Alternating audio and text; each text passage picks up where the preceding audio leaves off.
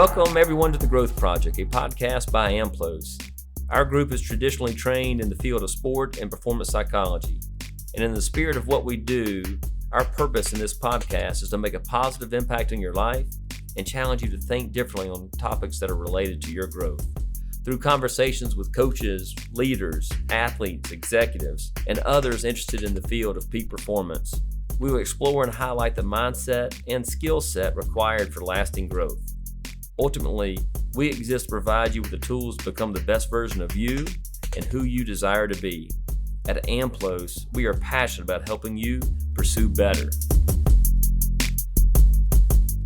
This is Milt Louder, and really excited about our guest on today's episode of The Growth Project, Dave Ridley, a 27-year executive with Southwest Airlines, joined us to really talk about what separated Southwest from everyone else. And through that story of Southwest, able to share his journey, admittedly overcoming some early challenges that were not of his own accord, but the perseverance and determination and work ethic in terms of just being honest and walking with humility and following the golden rule. And it's always nice, I think, to look back at a career and see how one individual helped shape a company and how that company helped shape an individual. So Dave shares his wisdom on treating people and how Southwest really focused on people and let the people drive the profits by embracing the core values of a warrior spirit, a servant's heart, and a fun-loving attitude. And through it all, Dave shares his wisdom that really boils down to following the golden rule: do unto others as you would have them do unto you. And what's really nice about Southwest, if we're honest, a lot of us will do that with our external customers, but not our internal employees. And so Southwest empowered their people and let their people drive the profits of the organization. So thankful to my friend for taking his time and sharing his wisdom, and I really appreciate you listening to today's episode. I think you'll find it relevant to what you're trying to accomplish and who you are trying to become in life. Hey, so Dave, so great to have you in the office and in Greenville. I really appreciate you making the effort to be a part of this podcast, to share some of your wisdom and some of your knowledge. When we first met, I guess almost a month ago, the conversation was enriching to my life and the vision and the reason I wanted you to have on the podcast so you could help enrich others. So thanks for being here. My pleasure, Milt. It's really your story that intrigues me as much as mine, for sure, but thank you. Well, thank you. So being a part of Southwest culture for 27 years and the experiences on the way, and I think I said earlier in our previous conversation how you helped shape the culture and how the culture helped shape you. And so it's so easy to want to start there, but I'm always curious, how'd you get there?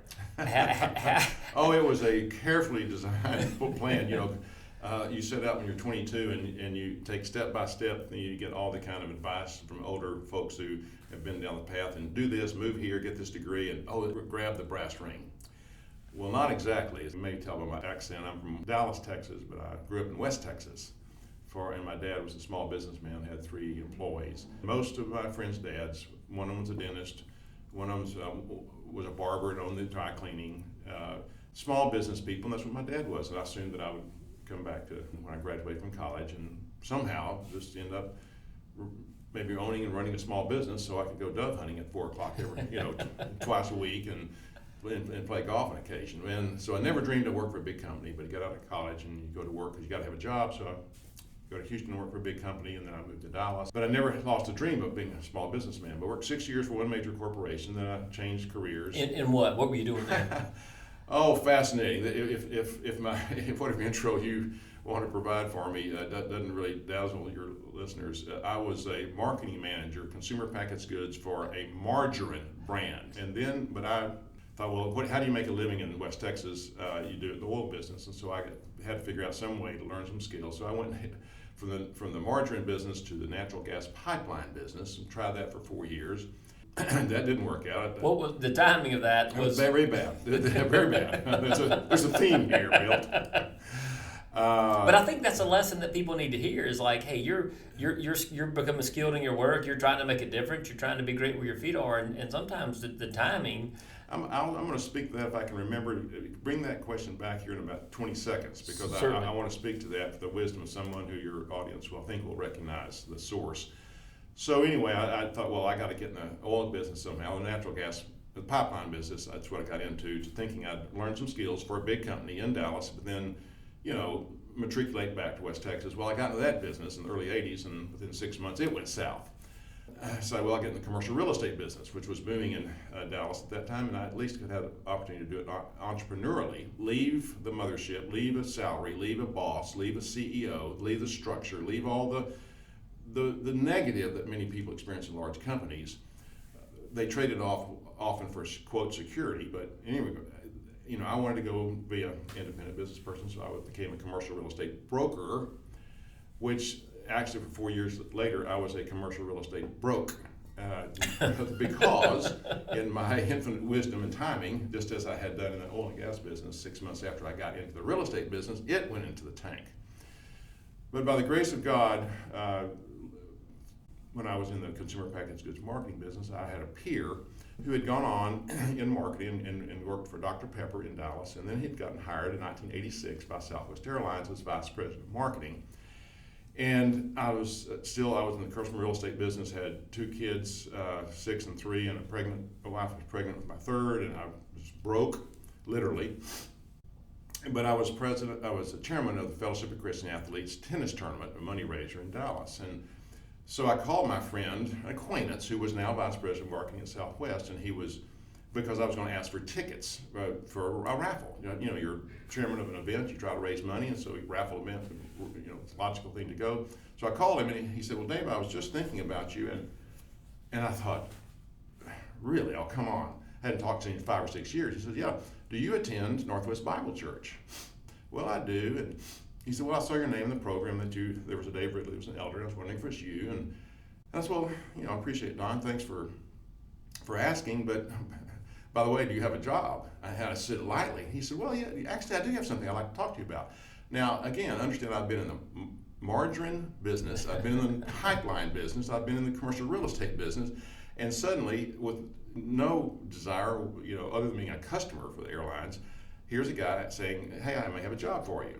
And that, long story short, turned out to be a move I made because it was a salary. Now, it was back in an environment of a large corporation, large in the sense that it was a $700 million in sales, publicly traded company. Yeah. But Southwest in 1988 had a 1% market share of domestic airline travel, very small. Wow. Flew around Texas, a little bit out in California, kind of quirky, a lot of personality, but most people in the airline business didn't consider it, quote, a real airline. So, but it was a job, and they cashed the checks twice a month, which is all my wife was interested in. She was kind of tired of she's very patient, very sweet, but she said, we're about to have our third child, and I'd like to know how we're going to pay for the diapers. So I took this job, and again, that's that logical step, one move and the other that you're referring to. And I really love to tell this story because for those of you who are either leaders yourselves, and of course I will take the definition of leaders as anyone who has influence on anybody else, and frankly you can be a single contributor, individual contributor within an organization, you're still a leader, you have influence. But let's talk about hierarchical leadership. And I tell everyone, this is the point. I worked for 2 Fortune 500 companies for 10 years prior to the entrepreneurial failure.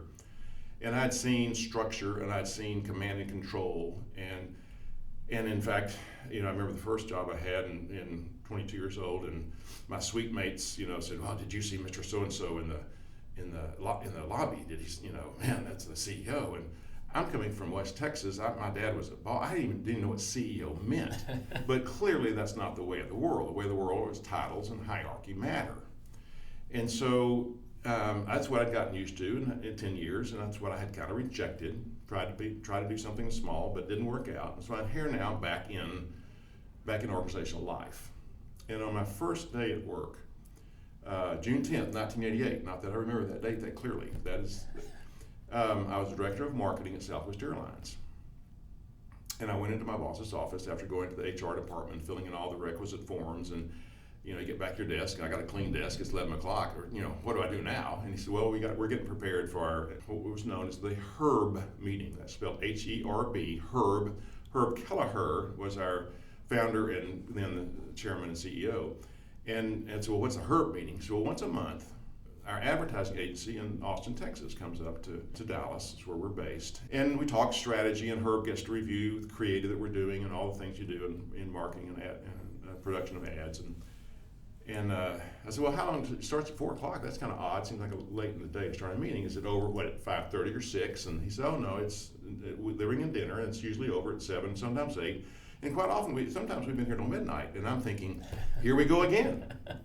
Here's back into the crucible, back into the corporate life, back into the working for the man. And oh my goodness, 3, 4, 5, 6 hours once a month with the CEO. Oh my gosh, but it's a job, and I needed it.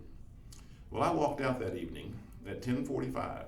Meeting started at 4. Walked out at 10:45, and literally my jaws hurt because I'd laughed so much in that period of time, watching and listening to a leader, unlike any leader that I'd ever worked for, and certainly not one who had a CEO as a title. Yeah.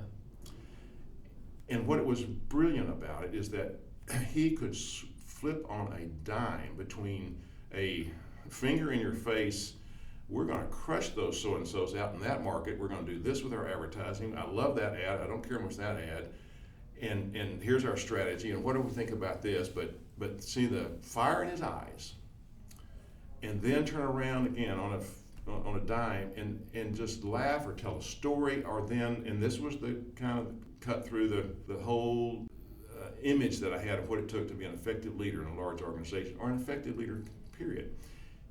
At some point in the meeting, he turned to a creative director from Austin, Texas. Now, again, we're in Dallas. They came up from Austin. This is the CEO of a $700 million company, publicly traded. And he asked the art director, said, how's your daughter doing? And I turned to someone next to me and said, what's the story here? And said, well, his daughter tore up his knee Friday night at a volleyball game and had surgery over the weekend. And this is 4 o'clock or 6 o'clock on Monday, 48 hours later, and the CEO of this company is asking about not his executive vice president's daughter, and right underneath, but the art director from Austin, Texas, daughter, and asking about how she's doing. And I thought, this isn't Kansas, Toto. This is a different environment and a different form of leadership. And so I benefited over 27 years of seeing both Herb Kelleher in action, other leaders in action, his replacement, who is a dear friend of mine now, who just literally last week announced his retirement after 18 years of being CEO following Herb, both of whom are inestimable leaders, different personalities somewhat, but all get it. The stock symbol for Southwest Airlines since day one, 1972 is when we went public, started in 71, is LUV, love. Yeah. And Herb had an expression that an organization that's bound by love is more effective than one bound by fear. And he lived it. And he loved people. He was a character. He drank. He had wild turkey on the podium whenever he spoke, and he smoked whenever he spoke, and he had 3 or 4 packs of cigarettes a day, and he told stories, but he was exemplary. So where do you think that came from?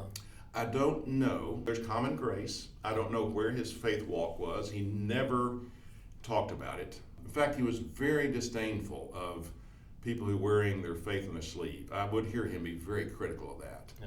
He could spot a phony from a mile away. And what I loved about Herb and what I learned at Southwest, there was no hierarchy. And he cared, as does the current CEO, the one I was just referring to, who's just retiring recently. They would rather be with the frontline employee at any level of whether it's in the maintenance area or whether it's a flight attendant or a ramp agent, loading bags, just as soon be with them than the executive vice president. And this is not apocryphal. This is a true story, and it lives in the annals of Southwest Airlines, which is some officer in the early days of Southwest walked into Herb's office and said, I cannot get past your secretary. I can't get in to see you. He kind of barged in. He said, I've been trying for 3 days to see you. It's easier for a flight attendant or a mechanic to get in to see you than it is, for me. And he said, well, there's a good reason for that. they're more important than you are. And it's whether it's in a sports environment or if the head coach who appreciates the young intern who's taking a bottle of Gatorade and pouring it into the mouth of a sweating athlete, that's not just chattel. That's part of the team, that young woman intern doing that. And you see that. You can see how people are, you watch how a leader walks down the hallway in a building. And I learned this from my years at Southwest. And I do a modest amount of consulting and public speaking. I go to various companies, and you can walk down the hallway with the CEO who has brought you in because they want to learn the Southwest way. Yes. Because this is who I am. And you walk and you see people either look him in the eye and him look them or her in the eye, and vice versa, or they look down at their shoes. And you can tell what the culture is. It speaks volumes. Yeah, what's the saying? What you do is so loud, I can hear what you say. Absolutely. More is caught than taught. Yes. I wanted where I was headed with the little side note here that talk about career planning for those who may be younger on who are listening. How do we get where you want to get? There is the best advice that I ever heard. Came well into I was in the commercial real estate business, so this was my third career move. But it was Roger Staubach, who I think most of your listeners will know who he was, the Dallas Cowboy great quarterback, and the Heisman Trophy winner from the Naval Academy in '63, which by the way lost to the Cotton Bowl to the University of Texas Longhorns in 1963 for a national championship game. But that's a whole other thing. We were talking about that, huh? A little proud Texan speaking here. Anyway, Roger Staubach left the Cowboys and because he had some concussions, and he retired early. A lot of people don't know that. Staubach retired, I think, at 33 years old or 34. Had a number of years left. I guess he was Tom Brady. He had 10 more years left. And went into the commercial real estate business. And then part of that is he's learning the business, and he was doing very disciplined. And he started, and then he created some sales training, sales tapes. And so I was just gotten into the commercial real estate business, so I was trying to learn how to sell. And so I was listening one day, and what he said was, honest, intelligent, hard work is always rewarded. Honest, intelligent, hard work is always rewarded. So I listened to that and kind of burned it into my memory. That was when I was 31 years old. Over the ensuing 34 years in business, I learned that is not completely the truth, because a lot of people in organizations work very hard. They're high character, they're honest, they're loyal. But bad things happen to good people sometimes. Yes. What I learned, though, is that honest, intelligent, hard work is always rewarded, though not always in the manner or in the time frame in which you hope. That's so well said. So how do you maintain, because we talk a lot about the importance of vision, and where it says in Proverbs, where there's no vision, the people will perish. And so we challenge young people and old people alike to, clarify a vision, let your brain seek to develop that picture. But that isn't necessarily how your career came to life at Southwest. But I love this honest, intelligent, hard work. It's going to pay off. It's just maybe different than what I envisioned. That's right. You've got, because again, I'm not quarreling certainly with your philosophy, because it's proven, what you teach and train, there's no question about it, that visioning and all that can happen. But look, there's a sovereign Lord over all this, and bad things happen to good people. Yes. So I have just found I have to be a little bit careful about setting your dreams, because your dream is going to happen, but there's promises in Scripture that. Yeah, and I'm not saying that, hopefully people that have heard us long enough and talk enough, it's one, it also says many are the plans in a man's heart, but it's the Lord's purpose that prevails. Absolutely. So we aren't able to control the outcome, but your mind seeks to develop that picture that you paint. But I think it also is important to know, it goes back, we talk to our listeners and our people all the time of how are we going to define success. Exactly. And if success is achieving a goal, you're gonna lead a pretty miserable life because you can't control the outcome. That's right. And so it's that balance of having a vision, having a purpose.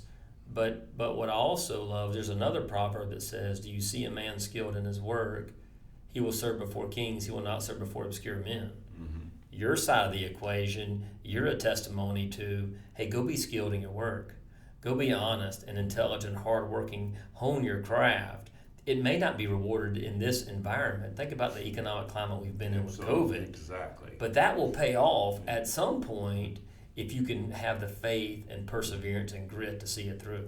That is exactly right. That's how we are not a hair breadth of daylight between us in our perspective. Yeah, but if we think back to this thing, there's two things in my mind about Southwest. I don't want to leave the topic of success. So how did you guys define success? In the wonderful economic system in which we have in the United States, which is largely a market-based capitalist system, and I am a free marketer till my dying breath. The problem with alternatives to the free market, which is not perfect, by the way, and there's inequities in the free market, but the problem with any other thing is it has more inequities than the free market has. So you got to make profit if you're using somebody else's money. If you're using your own money, you can decide whether we will make a profit or not. Yeah.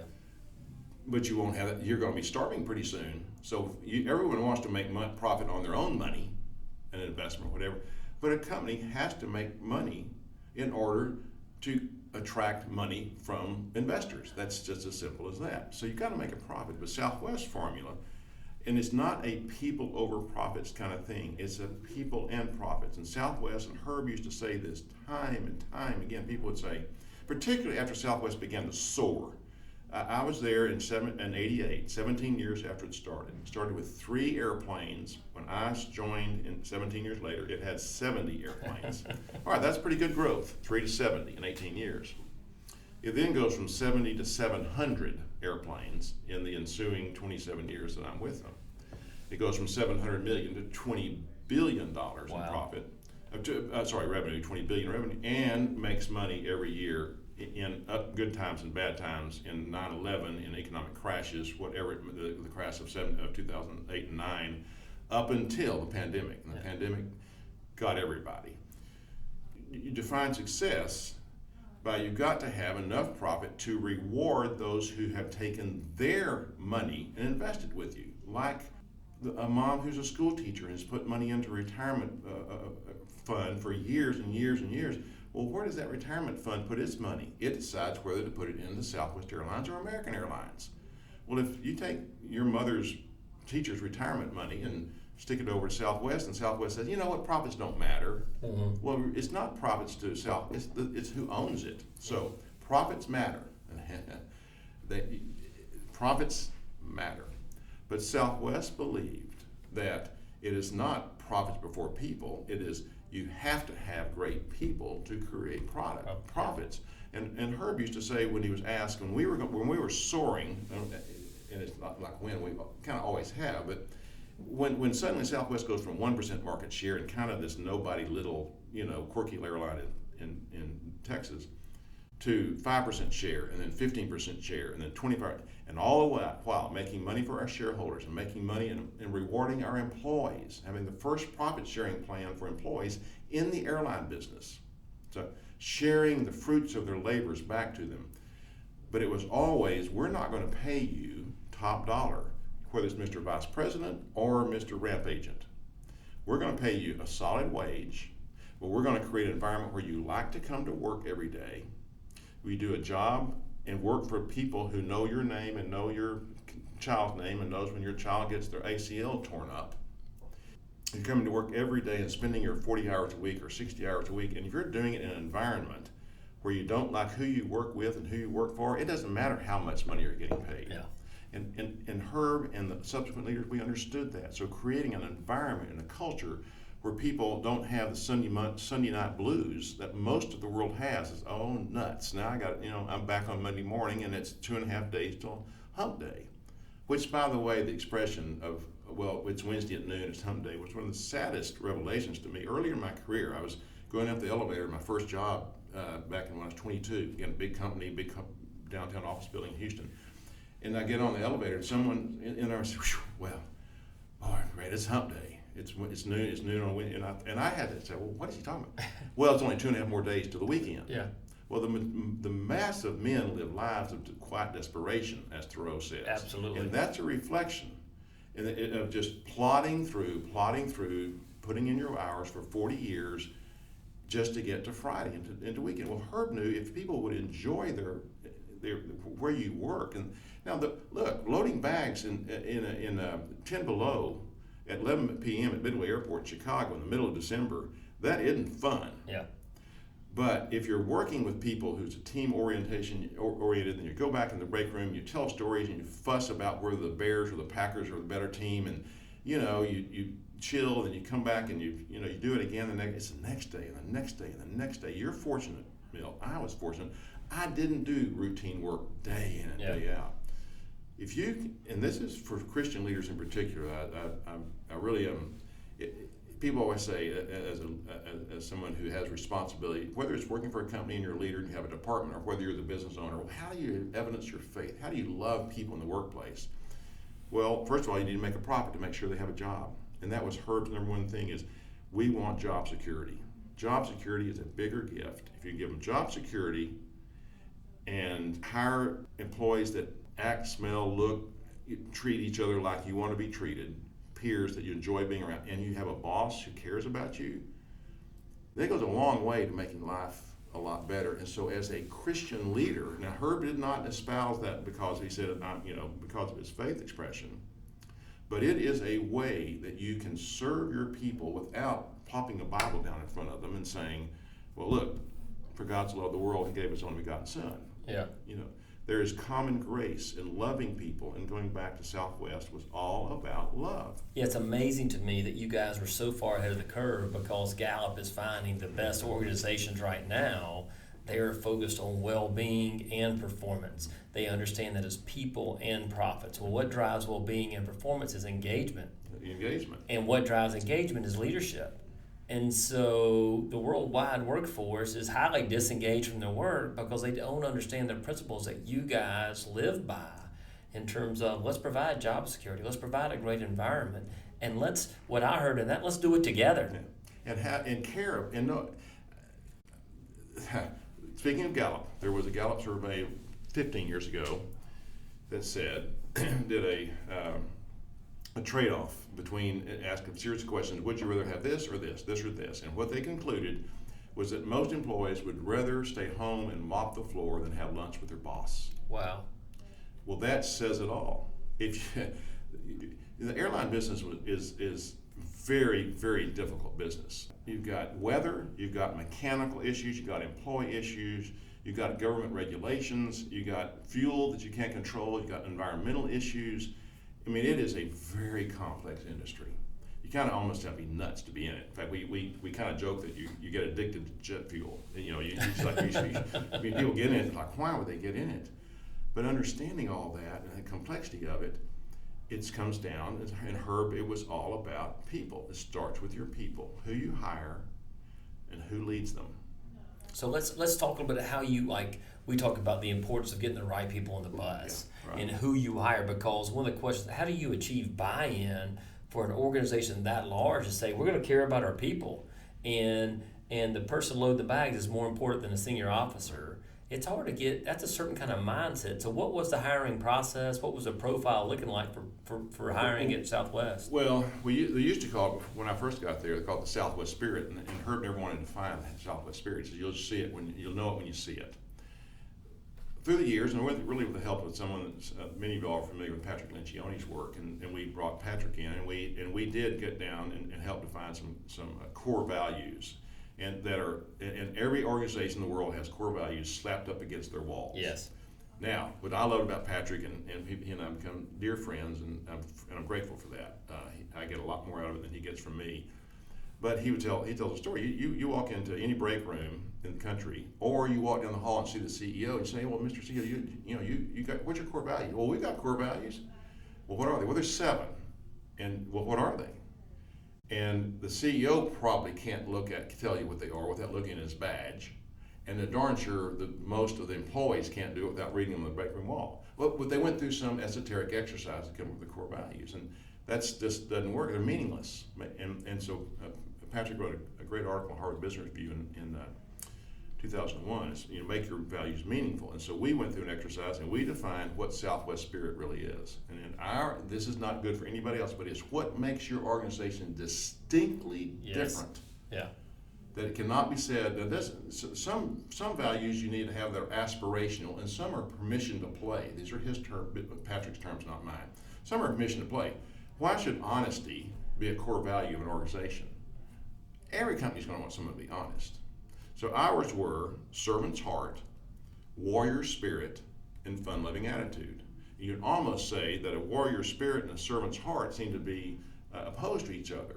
But a warrior spirit is to do whatever it takes to do the extra mile. It doesn't matter. You're gonna bust it till the job's done. But a servant's heart is you caring about your companion. You'll pick up the load. You're tender. And then, of course, there are those of you. Somebody listening here is not a Southwest fan. I get it. You're in the minority, but I get it. No, I'm kidding. Go fly Brand X and then fly Southwest and tell me which one has a fun-loving attitude. Yeah. Okay. That was just required. You couldn't take yourself too seriously. We had an expression that I really would commend, that we took our competition very seriously. That you didn't want to get into back alley brawl with Southwest Airlines. You usually lose. And we took our business and your safety very seriously, but we would not take ourselves very seriously. We laughed at ourselves. And if you could not literally, not just figuratively, take a pie in the face, whether you're the CEO or down. I'm talking about literally, and I did. I took a pie in the face one time in front of a lot of my folks that work, suffered under my leadership in a big, large gathering, and someone came up with an idea, that'd be funny. I said, well, bring it on.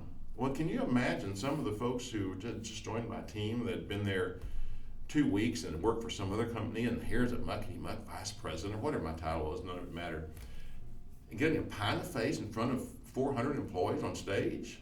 It really was a lack of self-seriousness. Very serious about our business and about our competition, about the safety requirements and the need to deliver profits to our shareholders and for our employees. Serious about those things, but not about yourself. Yeah, and so I love that humility that comes with, we can laugh at ourselves and with each other. Yeah. And with that, it creates just a general sense of spirit. There's not a hierarchy. Yeah. Like everybody matters. Everybody matters. And with that, how this sense of empowering everyone to make decisions. I think that's what always stood out to me about Southwest. Great. Let me tell you where that comes from. Is that again, a lot of some of this comes from his philosophy, but it was so into our organization. We've all been subject to, whether it's going to the movies, and when we used to go to movies, but some policy, some reg that whatever your customer experience was, well, I can't do that. I need to talk to my manager, or let me check with my manager. Well, what Southwest said to their frontline employees, now safeties, let me put aside, if it's a safety issue, there was no decision making at the front line. Yeah.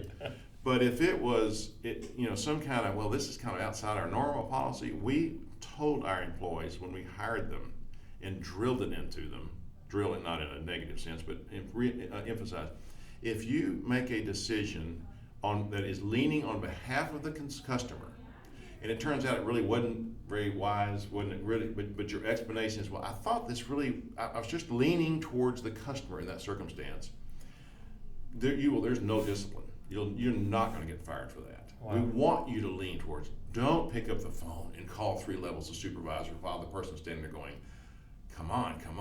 It's common. Use your common sense. But the freedom that gave our employees to go for it, it's much like in sports. And it's the quarterback. You're given the play call through the helmet, or you signal him in, and he gets the line of scrimmage. It says that's not the formation we saw. Oh my gosh, my coach has said you're going to run my play. Well, some coaches are that way, and he calls an audible, and his audible busts, and the coach says, "Don't ever change." I've seen your play. Look at the success record of that coach versus the coach that says, unless it's for this particular situation, look, I'm training you, I'm teaching you, I'm giving you the freedom to make mistakes. And with that freedom, what we call psychological safety, now I'm empowered, exactly. I'm emboldened, I know you've got my back, and that just strengthens the unity and chemistry of the team. And I want to come to work. Yeah. I'll work for you. Yes. Because that's not how it was over where I used to be. One of the testimonies to Southwest philosophy, and there's so many components of it, can't be covered in this brief time that you've given me the privilege to share. But what we call the boomerangs at Southwest, people who would come to Southwest, work there for 7 years or 3 years, 5 years out of college, or maybe they work on the ramp, or and some other airline start up and they're hiring and paying for $1.50 more, or they're paying $10,000 or more for a headquarters job. Oh, well, I'm going to go over there. Southwest isn't paying enough, because we made no bones. We did not pay top dollar. Yeah. Well, I'll go grab an extra $20,000 somewhere else, and they would get there, and a year later, it was like, oh, take me back, because that $10,000 didn't offset the type of leadership no one cared about. No one sent them a note in the hospital, or no one sent their grandmother a note. I walked in at the second year at Southwest and walked in to my mother-in-law's funeral. She had died in her sleep when she was 65, and I was in Dallas, and the funeral was in Lubbock, Texas. And I walked in, and the biggest bouquet of flowers in the sanctuary outer area was from Southwest Airlines. Yeah, I was a director, but I wasn't an executive vice president. The leadership of Southwest had never met my in-laws, my mother-in-law. They knew my wife very well. They loved my wife. They loved my children. They knew my children's birthdays. They would send birthday cards to my children, and I'm one of 10,000 employees. Wow. Now that's a system. So part of this, so you got to have a system to support some of these things, but it wasn't, but you say, well, that's mechanical. No, I'll assure you, if you're a ramp agent in Boise, Idaho, you've never been to the headquarters in Dallas, you're 22 years old, and you graduate, you get your degree, you get your online degree, and you get a note from that's signed by the CEO of Southwest Airlines saying, congratulations, we're so proud of you, and here's a here's a free pass, a free ticket, to go to celebrate. That 22-year-old is going, oh, I know a buddy over here at XYZ Airline. They just graduated with me the same, we're doing the same online course, and this place is different. Yeah, it's fascinating to me to think about so many companies that we work with, not the size of Southwest, who says, we can't afford to do that. Like, we can't, we're cutting costs. You've got to cut away our investment in people. But a commitment for that many employees to say, I care about you, I'm proud of you. People and profits matter. Well, it's not sacrificing one for the other. The hallmark statistic, more than this, it really does get back to a question you asked 10 minutes ago, and I apologize for maybe being circuitous to it, the people versus profits. I've talked about that Southwest made profits for 47 years consecutively, 47 years in arguably the world's worst industry prior to the pandemic. But during that time, recessions, 9/11, financial crisis of 2007, 8, and 9, they never laid off an employee involuntarily. They never furloughed an employee, including 9/11. I was deep involved in operations of Southwest. I moved out of marketing and got into airport operations, and had 13,000 people under, I quote, ran airport operations. Well, it ran me, I assure you, with 13,000 employees. 9/11 happens, and immediately the rest of the airlines cut their staff 20%, laid off, furloughed 20%. Just literally, Southwest hung on. Our business came back. They were fine. Now, you mentioned the pandemic. And if anybody listening flew in April or May of 2020, they know there were airplanes flying around America with 0 to 1 or 2 or 3 people on them. It was, and the current CEO I'm privileged to. He's a dear personal friend of mine. I wasn't there. I've been gone for 4 years, but he's told me, he said it was the darkest days ever. So much worse than 9/11, and I had been through 9/11, and he said, Dave, we were just hemorrhaging cash. We had nobody there. We didn't know when we'd ever fly. We might go out of business. We're going to run out of cash. And it was just terrible. Southwest asked for voluntary leaves, made a very attractive package for people to retire early, but they never cut somebody off involuntarily. People would take, like, for example, my daughter-in-law worked for Southwest, and they gave her 25% of her salary, cut 75% of her salary, but said, you can keep 25% of your salary, but if you'll stay home.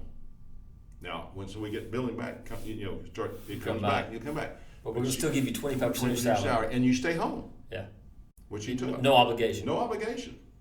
So that record is still intact. Southwest has never cut anybody's pay. The only pay that got cut during that time was the president, the CEO, the president, and his two executive vice presidents, and they took a voluntary pay cut. And you talk about staying true to what you believe. That's right. And the confidence and freedom that acts like, here's who we are, here are our core values. They aren't just things on a wall. We're going to live those out on a consistent basis.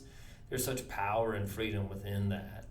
And a testimony to, I guess Herb's vision, of here's our legacy. Yeah, that's right. We're going to focus on our people internally and externally, and they're going to make us a profit. You're in the customer service business. There, everyone is. You are. You're the customer. Yeah. You got. But you go to any retail, whether it's a restaurant, fast food restaurant, or wherever it might be. If you're asking Johnny to smile and say thank you to your customer, and Johnny goes back to the break room and the supervisor doesn't talk to him, growls at him, you're saying do this. Yes. You do this, but don't worry, how I treat you. And it more is caught than taught. And that's what people, we acquired a couple airlines along the way. Herb was always concerned, as was our current CEO, if you buy another airline, you're buying part of their culture, and what will it do to you? What we found with an acquisition we made in 2012 is that the employees that came over couldn't believe how they were treated on our side. It's like, your leaders, your managers, your supervisors, they're not like what we had. Now, they had some good ones, but they were more prototypical, kind of executive suite. We got a title, we're somebody. But that's the way of the world. So I was going to ask you, if we've got a blueprint like Southwest and some other great companies that focus on people and profits, they do both, well-being and performance. Why don't more companies, why don't more leaders, why aren't we doing this more? I don't know. I think it's almost a tragedy, because I think business has evolved where they think it's mutually exclusive, that you cannot care and be open. You're going to have discipline and accountability. Please don't be implied that there was not times when people, had to be let go involuntarily. I'm saying there's no voluntary separation over here. But it really, we kind of just scratch our heads. It's Southwest. It was just the leadership style was so common sense, because we talk about the golden rule all the time. Yeah. We just wanted to.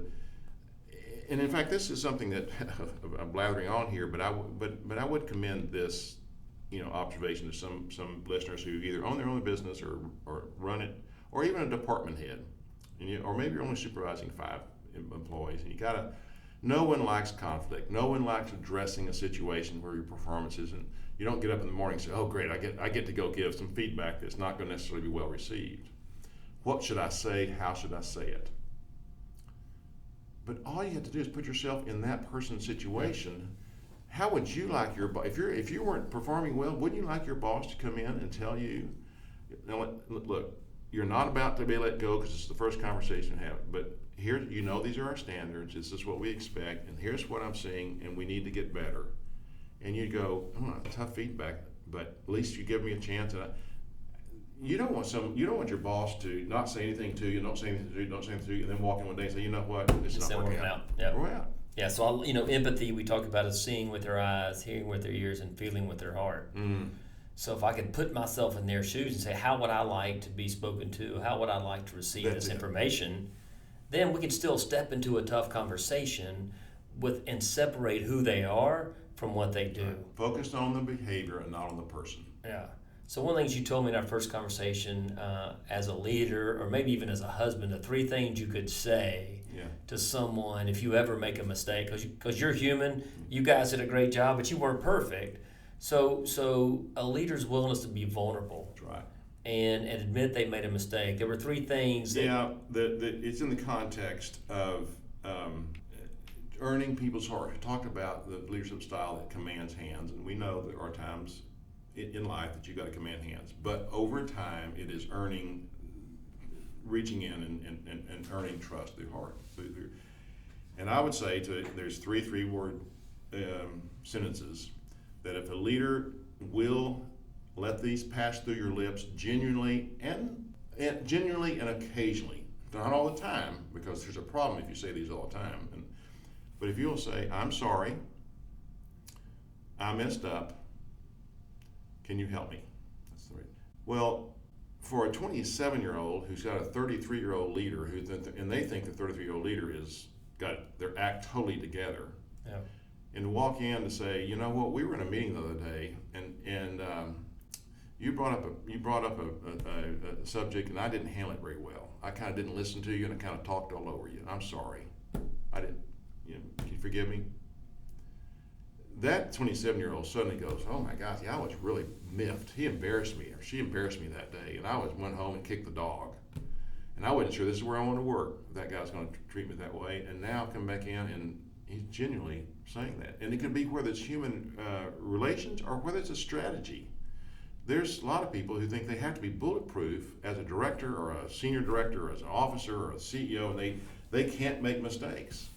And to walk in and say to the team, you know, guys, in our planning session this year, I said, we're going to go this direction, and we're 10 months into this, and it ain't going the right way, and that was my bad. Yep. Now, my point is, if you do that 5 years in a row, you're probably not going to be still sitting in that seat. Yeah. But there are consequences. I love the head coaches who, after a game, says, that's on me. Yeah. That one's on me. In fact, one of the things I don't like to see is and I understand why they have these are 20-year-old kids, and they shoot out on the sideline or whatever in public. I don't like public dressing downs, but that's a different stroke for different folks, because no one publicly dresses down that coach. Yeah. And that's not the golden rule. You're now again, the personality. Those coaches know those kids' personalities, and they know who they can and who they can't, and the good ones do. Yeah. The bad ones, take no prisoners, and they don't last very long. They're so focused on themselves. That's right. They aren't focused on anybody else. And there's pressures. My goodness, be a head coach of any sort, high school or college or professional. Oh, you talk about a pressure cooker. Oof. But in terms of being able to be genuine and honest and vulnerable, builds that safety, builds that trust, breaks down those barriers that exist between the power struggles and the hierarchy. And what I love is we talk about doing that in a small culture, or we talk about doing that in a culture that, hey, we're all in the same building. Right. But what you're talking about is a culture that spanned all across the globe, all across America, right, that it's repeatable. And so you mentioned hiring and layoffs, and there were some firings along the way. What was it like to hold people accountable at Southwest? Imperfect. Yeah. If you can show me an organization that lives out holding people accountable to the nth degree per Webster's, I'll call their bluff, because now some do it a lot better than others. Southwest, frankly, I would say their heart, one of the great values is we always operated lean on personnel, always. Making that last hire was like, gosh, should we let's push, come on guys, it's a warrior spirit. We can do this, because the recognition is you add 1 or 2 layers of extra people, then you come into economic downtime. Yeah. Well, someone has got to go. And same thing with accountability. The flip side of that is, because we were so lean, there were times when we had someone who wasn't performing, but they had all three. They had the warrior spirit, servant's heart, and fun-loving attitude, but they just weren't cutting it in terms of the technical competency. Again, whether that's loading a bag or whether that's writing software programming, it could, whatever it is, the technical competency with, you would get fired 19 times out of 20 for violating the values before you'd get fired for violating the technical competencies. We would try to find a place for you. Wow. That you could play out. Not hide you, just find a different area that maybe we could play better to your strengths or your weaknesses, to absorb weaknesses, as long as you adhered and were exhibited to those values. So, as opposed to most organizations, and I feel very strongly about this in terms of advising business leaders and organizations. The headline in a newspaper one time was was Beware the Brilliant Jerk, and it was a book written. I ought to give the guy credit because I wish I could sell some books for him but his concept was something I saw throughout my career is you get someone highly competent in technology or in sales. The lead, man, he could find business development, find deals, but ran roughshod over operations, and operations couldn't stand him. But boy, the CEO was like, I don't really, man, look at the numbers he brings in, or look at the code that he writes, or he's an operation whiz and go into a factory and he can fix things, but he's not adhering to our values, and people would, then their values are meaningless on the wall. Yes. Because you're allowing the brilliant jerk to hold up with like flashing light, hypocrite, CEO. You tell us in the annual meeting and the big employee rally, these are our values, and you let the brilliant jerk. You reward performance over how we treat people. Treat people. And I have invariably found that when the company or the organization will step up and let those brilliant jerks go, the loss of their technical competency is quickly made up for by the increase in employee morale, and they'll backfill and they'll find somebody and they go. And what happens is when a week goes by, I said, how did they let that guy stay around there so long? And the CEO will finally go, man, why did I let that go on so long? It happens time and time, and the brilliant jerk is a big cancer in most organizations. Yeah, just we love to recognize talent and reward outcome. Mm-hmm. Instead of this. And it's near term. It's short. It's exactly. Always short term. And we sacrifice a long term good for the short term gain. And I think that's why so many companies